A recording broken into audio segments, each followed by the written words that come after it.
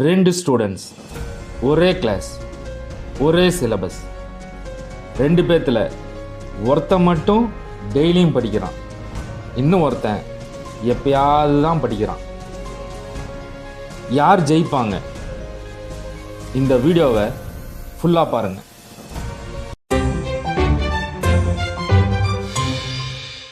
நிறையா ஸ்டூடெண்ட்ஸு எக்ஸாமில் ஃபெயில் ஆகிறதுக்கு என்ன ரீசன் சொல்கிறாங்க?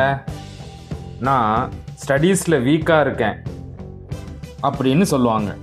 அது சொல்லிவிட்டு நான் மனசு வச்சேன்னா நான் நல்லா படிப்பேன் அப்படிங்கிறத பெருமையாக சொல்லுவாங்க.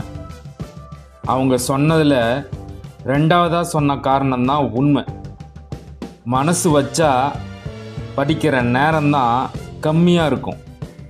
அதனால தான் அவங்க எக்ஸாம்ஸில் ஃபெயில் ஆகிறாங்க. இப்போ எப்பயாவது ஒரு தடவை படிக்கிறதுக்கும் டெய்லி படிக்கிறதுக்கும் உண்டான வித்தியாசத்தையும் அதனால் கிடைக்கக்கூடிய பெனிஃபிட்டையும் பார்க்கலாமா? ஃபஸ்ட்டு எப்பயாவது ஒரு தடவை படிக்கிறத பற்றி பார்ப்போம். எப்பயாவது படித்தா என்னென்ன ப்ராப்ளம்லாம் வரும்? லாஸ்ட் மினிட் ப்ரெஷர், எக்ஸாமுக்கு முன்னாடி இருக்கிற ஃபியர் அண்டு ஜீரோ கான்ஃபிடென்ஸ், இது எல்லாம் சேர்ந்து தான் எக்ஸாமில் ஃபெயில் அப்படிங்கிற ரிசல்ட்டை கொடுக்குது. இப்போ தினைக்கும் படிக்கிறத பற்றி பார்ப்போம். டெய்லி படிக்கிறது உங்களுக்கு ஒரு ஃபுல் எனர்ஜி கொடுக்கும். லாஸ்ட் மினிட் டென்ஷன் இல்லாமல், ஸ்ட்ரெஸ் இல்லாமல் உங்களை எப்பயுமே சப்ஜெக்டில் ஃபுல் கான்ஃபிடென்ஸோட உங்களை எக்ஸாம் எழுத வைக்கும். டெய்லி படிக்கிறதுக்கும் எப்பயாவது படிக்கிறதுக்கும் உண்டான முக்கிய வேறுபாடுகள் என்னன்னு பார்ப்போமா? அப்போ டெய்லி படித்தா அதுவே ஒரு பேட்டர்ன் ஆகும், ஒரு டிசிப்ளின் ஃபார்ம் ஆகும். அந்த பேட்டர்ன் ஒரு சக்ஸஸ் பேட்டர்னாக மாறும். ஸ்கூல் முடித்து வந்ததுக்கப்புறம் 6 to 8 2 மணி நேரம் இல்லைன்னா 1 மணி நேரம் நீங்கள் டைமை ஃபிக்ஸ் பண்ணுங்கள். அந்த டைமில் டெய்லி கன்சிஸ்டன்சியாக படிங்க. அதுதான் டிசிப்ளின் பேட்டர்னை உருவாக்குற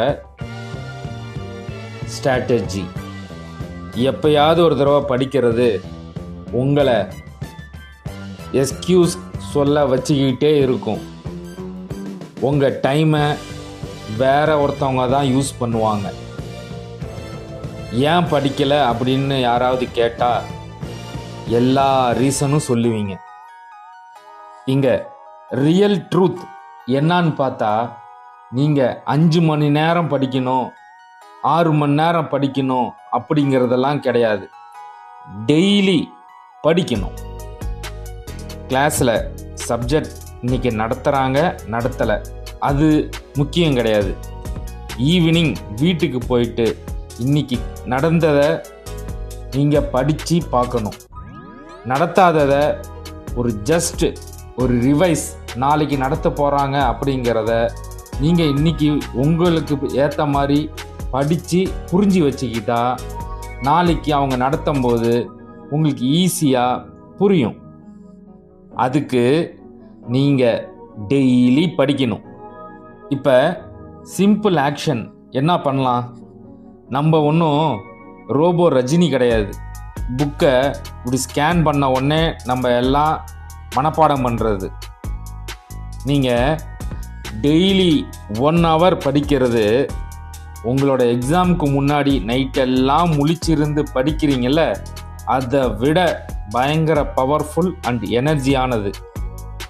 அதனால் கம்மியாக படித்தாலும் டெய்லி படிங்க. ஒன்று நல்லா தெரிஞ்சுக்குங்க, கஷ்டமாக தான் இருக்கும், வேற வழி இல்லை. டெய்லி எஃபோர்ட்டை போடுங்க, ட்ரை பண்ணுங்க, மறுபடியும் படிங்க. புரியாத சம்ஸை டீச்சர்ஸ்கிட்ட டவுட் கேளுங்க. இப்போ இருக்கிற டெக்னாலஜி எவ்வளவோ அட்வான்ஸாக இருக்குது. ஏதோ ஒரு மோட்டிவேஷனால் நீங்கள் அப்போ உட்காந்து படிக்கிறத விட டெய்லி நீங்கள் உங்கள் எஃபோர்ட்டை போட்டு படிக்கிறது உங்களை ஸ்டடீஸில் சக்ஸஸ்ஃபுல்லாக அதை மாற்றும். அப்படி தான் வின்னர்ஸ் உருவாகிறாங்க. கன்சிஸ்டன்சி டேலண்ட்டையே பீட் பண்ணும். ஒரு டாப்பரான ஸ்டூடெண்ட்டை கன்சிஸ்டன்சியாக டிசிப்ளின்டாக படிக்கிற ஒரு பையன் ஒரு நாள் அவனை பீட் பண்ணி சக்ஸஸ் ஆவான்.